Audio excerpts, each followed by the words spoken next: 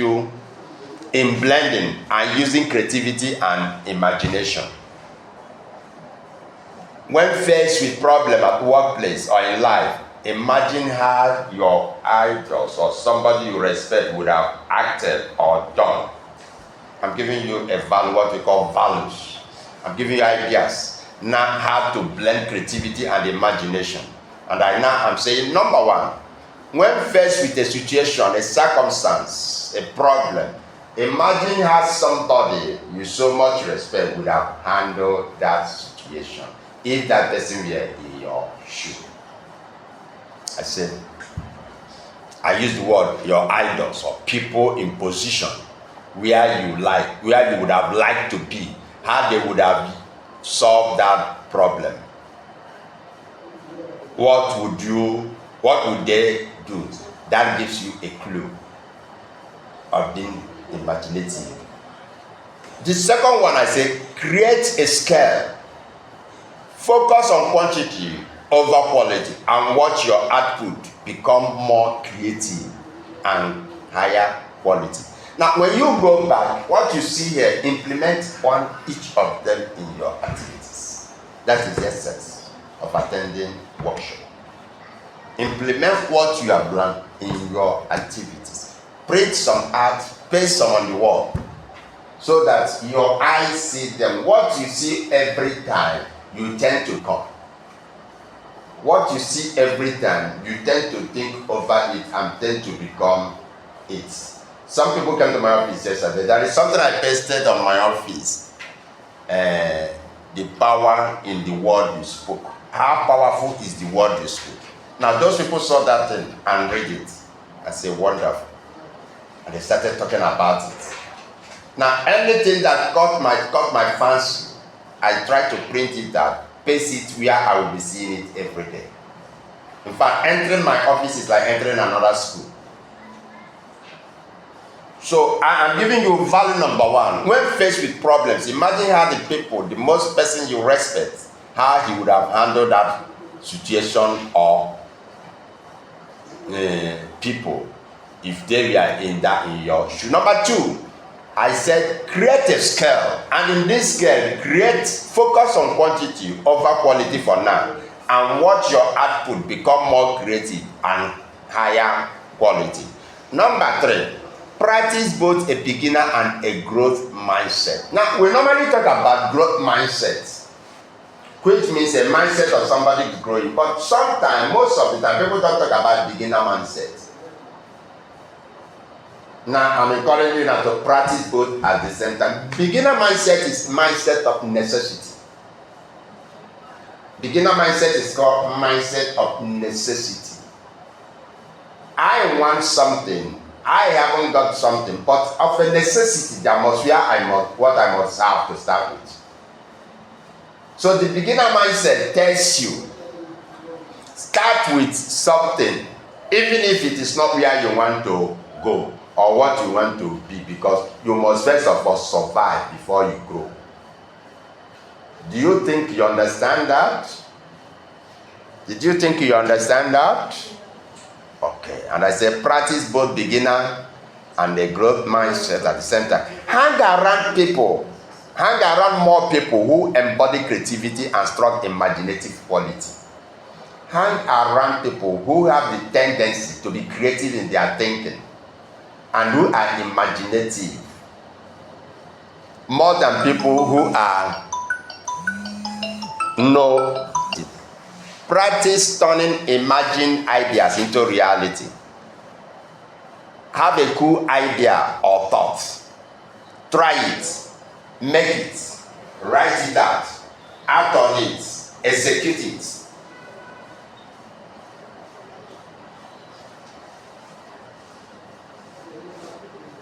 Practice turning imagined ideas. Those ideas that are imagined. Try turning them into reality. Have a cool idea or thoughts. Try it. Make it happen. Or write it out. Next time you are doing something seemingly mundane or routine, imagine how you could do it differently. Did you get this point? Next time you're doing something that looks so mundane, outdated, so cool, so unnecessary, imagine how you would have reinvented the thing. Imagine reinventing that thing. So this is how you blend your creativity and the process and the imagination. Yeah. Now every creative process is complex, understood, accepted, and nuanced. It is different from everyone, and there's always a little bit of magic or miracle involved. One thing is sure, everyone experiences what I call bottleneck, or what I call stupid barriers. Now, what is the thing I'm saying here? I understand, and you need to understand that every creative process is complex. It is not palatable. Creative processes are not sugar. They are not even salt. They are not palatable. They are complex. And they are not only that, they are also nuanced. That is inconveniencing. It is also different from how one person handles it and how the other person handles it. It is not like a product you go and buy from a shop. Did you get the point? Sometimes it looks like there is a bit of magic or a bit of miracle in being creative. Did you get it? Okay. In other words, it does not go entirely theory-like. Sometimes something makes it to really, you imagine, how did this thing happen? How did I come up with this idea? I can't imagine that I'm the person to have that idea. I don't know whether you have seen people saying that. Yeah, my first son is like that. Okay. I don't know that I can even think like this. I don't even think that I can even have the thought that I can build a house like this. Is it not magic? Is it not miracle? You hear people saying that? Yeah. Good. So every creativity is complex, and every creativity comes with some level of magic. If you ask people who like magic or miracle, if you also belong to that side. That's why I use code. And I said here, now everyone experiences what I call stupid barriers. Another word I call it is bottlenecks. You know what they call bottlenecks? The top of every bottle is always been narrow. And that is where the trouble is in every bottle, the bottleneck. Did you get it? Okay. Now I'm going to teach you what are creative barriers that you can experience in your journey in creativity. This bottleneck, I can tell you also that they are disruptive in nature. They're preventing you from flowing the way you want to flow. Just like every bottleneck disrupt the bottle from flowing the fluid the way it would have been. Did you know that? If I bring a bottle of whatever drink now, you discover if I turn it, they will not be going out at the matte surface of that bottleneck, not the way it was in the middle. Good. Now that is the job of bottleneck, to prevent the fluid from moving out at once. Okay. Now in life we have all these disruptive bottlenecks preventing us from reaching our artistic vision, our future, our destiny. So if we can solve this, then you can do your thing better. Now these are creative barriers. I call it creative barriers or creative bottleneck. They are obstacles in your work, in your creative work. And they are there not to stop you, really, but they are there to prevent you from starting, from working and finishing your project. But it now will depend on you. It will now depend on you. Look at signs of a creative bottleneck and look at the benefits you will get out of it. Let's look at the signs first. You can't find your flow. You remember what I told you about a bottleneck? The essence of that bottleneck is to reduce flow so that you can't find your flow. You have to be constrained to follow that small mat. Okay. There is a particular, most of this alcoholic distilled drink, they normally put something again in the bottom mat to reduce that flowing out in large distance. Yes. That is even a better example now. You see, you are trying to pour the drink now. It will be flowing. This even in our water system, this is sewage. You remember in the kitchen, the pipe that drop water in the washing hand basin, they now put something in the mat to reduce the flow. Exactly, that is what I'm talking about. Signs of having a creative bottleneck. Number one, you can't find your flow as you want it. Number two, decision-making issues come up. Number three, confusion for what to do next. Confusion for what to do next.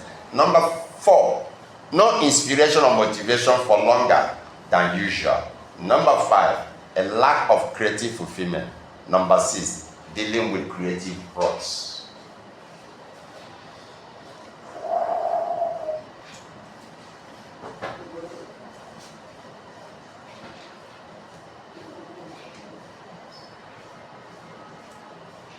Dealing with creative blocks. These are signs that there is a creative bottleneck. Now, if you keep this thing in your office, now, anytime you experience these 5 things or 6 things, what you immediately tell yourself, there is a bottleneck.